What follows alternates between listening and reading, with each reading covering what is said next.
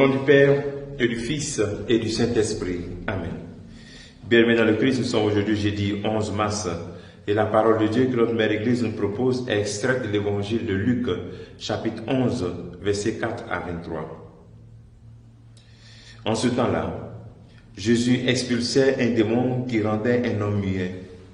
Lorsque le démon fut sorti, le muet se mit à parler, et les foules furent dans l'admiration. Mais certains d'entre eux dirent, « C'est par Belzéboul, le chef des démons, qui expulse les démons. » D'autres, pour se mettre à l'épreuve, cherchaient à obtenir de lui un signe venant du ciel. Jésus connaissait leurs pensées, leur dit, « Tout royaume divisé contre lui-même devient désert. Ces maisons s'écroulent les unes sur les autres. Si Satan lui aussi est divisé contre lui-même, comment son royaume tiendra-t-il?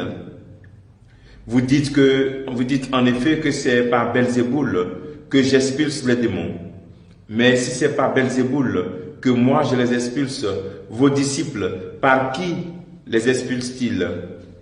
Dès lors, ils seront eux-mêmes vos juges. En revanche, si c'est par le doigt de Dieu que j'expulse les démons, c'est donc que le règne de Dieu est venu jusqu'à vous. Quand un homme fort et bien armé garde son palais, tout ce qui lui appartient est en sécurité. Mais si un plus fort survient et triomphe de lui, et lui enlève son armement auquel il se fiait, il distribue tout ce dont il a dépouillé. Celui qui n'est pas avec moi est contre moi. Celui qui ne rassemble pas avec moi disperse. Acclamons la parole de Dieu. Louange à toi, Seigneur Jésus-Christ. Réaction après avoir expulsé un démon qui rendait muet. Beaucoup n'acceptent pas Jésus et ne croient pas en lui. Ils veulent défendre leur tradition face à la nouveauté que le Christ vient apporter, face au fait qu'il réalise des miracles extraordinaires et qu'il risque d'avoir beaucoup de disciples. Alors ceux-ci ont peur de perdre le leadership qu'ils avaient. Les chefs traditionnels ont peur de perdre ce leadership. Alors ils accusent Jésus de réaliser toutes ces merveilles par la puissance de Satan, de Belzéboul. Alors, le Christ profite pour leur donner cette leçon, de comprendre qu'il est plus fort, en donnant l'image comment un homme fort, bien armé, garde sa maison. Si quelqu'un vient pour prendre quelque chose dans cette maison, c'est qu'il est plus fort que lui. Alors, mes frères, mes sœurs, les leçons que nous pouvons tirer d'abord de cet évangile, c'est que quoi que tu fasses, les gens diront des choses de mal sur toi. Le Christ faisait assez de bien. Il vient de guérir quelqu'un qui est muet. Tout le monde a vu, mais on trouve le mal dans son action.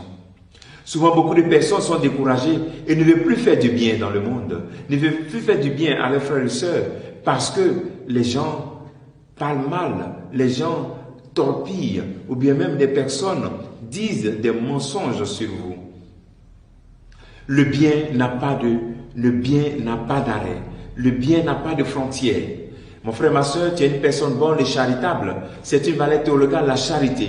Continue d'être charitable, continue de faire du bien. Ne laisse pas ce que les gens vont dire de toi changer ta manière d'agir. Deuxième leçon que nous tirons de cet évangile, c'est que le Christ manifeste en même temps la puissance de son action. S'il est capable de chasser un démon dans une personne, c'est que lui-même, il est plus fort que le mal. Alors pourquoi toi tu vis dans la peur? Pourquoi tu vis dans une psychose de peur? À cause d'une menace des sorciers de ton village? Ou bien parce que tu viens de faire un mauvais rêve? Ou bien parce que, je ne sais pas, tu as reçu une menace de quelqu'un qui pratique le fétichisme? Pourquoi avons-nous peur? Pourquoi vivons-nous dans la psychose d'une certaine peur? À tel point que certains d'entre nous n'arrivent même pas à envoyer leur argent quelque part, au risque qu'on prenne leur argent pour leur faire du mal. N'ayons pas peur. Ayons cette confiance en ce Jésus-Christ qui a cette force, qui a ce pouvoir de chasser le démon. Par le baptême, il t'a oint, il fait de lui une personne capable. Il nous dit que nous aussi, nous pourrons boire des poisons. Nous pouvons marcher sur le scorpion, sur le serpent, et rien de mal ne va nous arriver. Parce que lui-même, il a payé tout le prix sur la croix pour nous sauver. Que le Seigneur ce jour nous donne cette grâce de comprendre qu'il est notre Dieu et qu'il nous défend contre le mal. Le travail qu'il peut faire en ce jour, c'est de dire, mais quelle est ma peur? Est-ce que je trouve en Jésus-Christ une solution, une réponse de foi face à la peur qui me traverse actuellement?